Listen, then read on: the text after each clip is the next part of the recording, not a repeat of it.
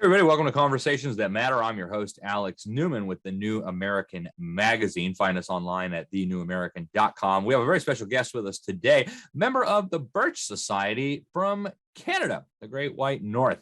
Of course, our good friends in Canada have been basically living through a biomedical police state for the last 2 years, worse than anything California or even New York has attempted. And our friend Luigi Grimaldi, he is on the front lines there. He actually is being discriminated against because he won't take the injections. But we brought him on today because he's participated in these trucker convoys. And so we want to talk to him about what's going on. Luigi, thank you so much for joining us today. You participated in one of the regional convoy demonstrations. Tell us about what's going on. Alex, thanks for having me. I'm a proud member of JBS. I love the magazine as well, and the videos and the books. This particular convoy is extremely important, only because it's well received by the majority of Canadians. People here love the truckers. The truckers are a very interesting demographic because they tend to be very conservative as a norm, and they wouldn't comply with the mandates, especially the recent ones. And they started this. A lot of them won't get vaccinated. They won't do their jobs because they can't comply with the mandates, and they're forced, like myself, to make that decision. So they've got together and are, starting from coast to coast and have converged in Ottawa. There've been regional support for the truckers for them removing the mandates, and these are amongst all other Canadians. So when they usually in various towns. We have one here in near Barrie, Ontario. I'm in Central Ontario, and I attended that one. We had about 4,000 people in various cars, trucks. We did a circular route around the town, and along the route we had well received, as well as along the underpasses to the 400 highway. We had a lot of people there waving flags. I brought my Don't Tread on Me Gadsden flag, and I saw a handful of those as well. And so it is very well received. This is a very enormous protest. It's been getting a lot of support amongst all Canadians. I believe that we may have hit a critical mass as far as support for removing these mandates permanently. Depends by region. Quebec's really bad, but Western Canada, I would say, is definitely for this. And I think it's going to be a turning point. I really do. Fantastic. Well, the prime minister up there, Justin Trudeau, prime minister, wannabe dictator, whatever you call him, he said this was just a small fringe minority, and it's just white supremacists, and that they have unacceptable views that are not supported by Canadians. In your experience, is that true? Is he just making this up, or is that along the lines of what's going on? No, it's not true at all. The numbers speak for themselves. In Ottawa, there's 1 million people there. 1 million people. This is similar, to what the support for Trump during his speech that went the other way because of infiltration back on January 6th. This is that amount of people there in Ottawa, and it's never been seen before in Canadian history. This amount of support to remove these mandates. So this isn't a fringe. These are everyday truckers are everyday Canadians. They're generally not very political. They just do their job, and they don't expose themselves to anybody as far as disease is concerned, because they're in a truck all the time and they're by themselves. So they know what I believe they know what they're talking about, and we're supporting them. Trudeau, I mean, he uses the same left-wing, smear tactics. I think we're all tired of it. I mean, he was caught with blackface many times in photographs, and so he has nothing to go by, really. There's other things about him. You just got to dig a little deeper. But he's a globalist. He's kind of like Macron's evil twin, or they're both evil as far as I'm concerned. So a lot of regular Canadians are losing heart in him, even liberals, I would say, for sure.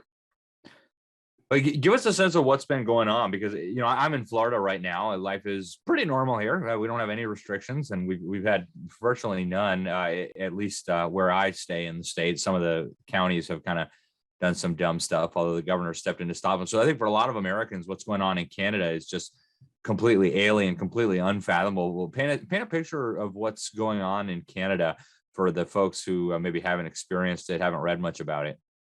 Well, I'll first speak about Ontario. Ontario is the most populous province in Canada, and it's the capital. The capital is there as well. And Toronto, the largest city, is here as well. It depends on, you're right, it is very regional. Within Ontario itself, you go to Toronto, it's just chock full of liberals, and they're very pro mandate, pro Trudeau, but I think that's slipping. Everywhere else outside of Toronto, you're pretty much looking at a very lower and lower support for these mandates. A lot of people are starting to see through it, especially people who are double jabbed. What'll happen is then they got to get the booster, and then they got to see they need more, and then they're wondering why do I need this passport? Because there's got to be more boosters. I really think there's got to be continuation of this. In the rest of Canada, Western Canada tends to be very conservative, except for parts of BC, and Eastern Canada is a little bit more liberal. But I think overall, the support for the mandates is decreasing. Especially, I think this protest will have an enormous change on everything. I think we're gonna win with this. Awesome. And so I read that actually just today, I read that the truckers have now raised the resources to stay in Ottawa for 2 to 4 years if necessary. Where do you suppose this is all going? Is I know the Prime Minister is saying he's not going to talk to him, he's not going to negotiate. What do you think? Is this going to end up dragging out for years? Is the government going to make some concessions, or are they going to have to haul all these truckers off to jail and starve everybody? In Ontario, and the police forces here aren't touching this. They're not enforcing any of these mandates at all. It is really the place of bylaw officers that do this. Anybody who fights these things in court generally will win because it's unconstitutional. A lot of people in Ontario don't realize that as of June 9th, and I mentioned this last time I was on one of these programs, is that there is no emergency measures in this province since June 9th.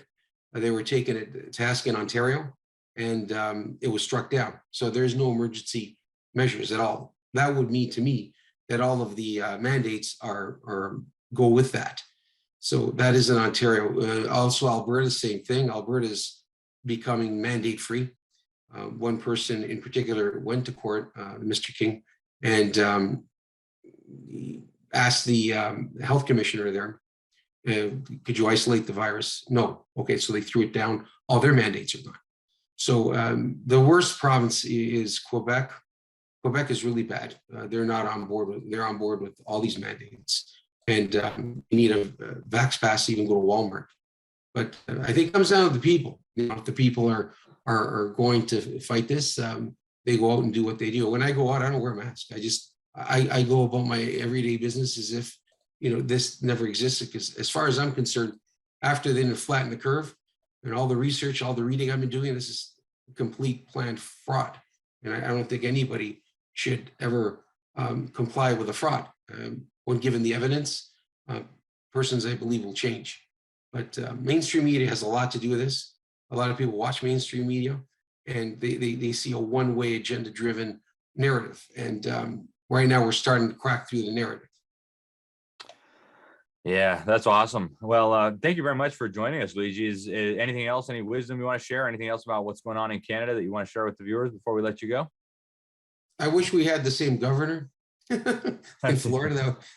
He seems wonderful. The one in Texas seems wonderful. There's a lot of excellent conservative governors there. I believe one was South Dakota. I know him. There's excellent governors, but the beauty of this is we have to. Canadians should look at their original Bill of Rights, not the Charter. The Charter really doesn't apply legally to Canadians. A lot of people don't know that. The Bill of Rights, we have a Bill of Rights passed by George Diefenbaker, Prime Minister, in the early 60s. And it's basically a reflection of your Bill of Rights. And if people read that and they question the narrative, look at other sources of news, the New American's a perfect example, then and that's what I do. I try to spread news. In front of my church pastors, I went and I put a presentation together, and I documented everything just to let them know what's going on. So If it starts with your church, your community, pass some literature around, inform people, and then don't comply. Once you have mass non-compliance, this will end. If the UK can end this, and Ireland and Spain tomorrow, I think it's Denmark's, Czech Republic, and Slovakia, we can do it as well. Amen. Well, hey, thank you very much for the update, Luigi. We appreciate you chiming in. Keep up the great work up there, and please keep us updated on what goes on. Yep. I took the, you hand them out, and the anti-mask literature from the Oh, Jumpers. the Slim Jims and stuff? Slim Jims. Yeah. I was about to say cigarillos and Slim Jims. That's the one. I bought a stack of those, and earlier on, I handed them out last year. So I keep going with that. And I find them very effective because you could document everything there, and people could look the information up for themselves. Yeah, absolutely. Well, Luigi, thank you very much for joining us. Thanks for all that you're doing, and please keep us posted. We appreciate it. Yeah, thank you. Thanks a lot, Alex. I appreciate being here.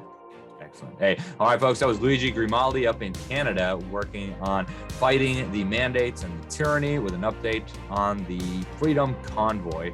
I'm Alex Newman. This is Conversations That Matter for the New American Magazine. Thanks for tuning in. And until next time, God bless you all.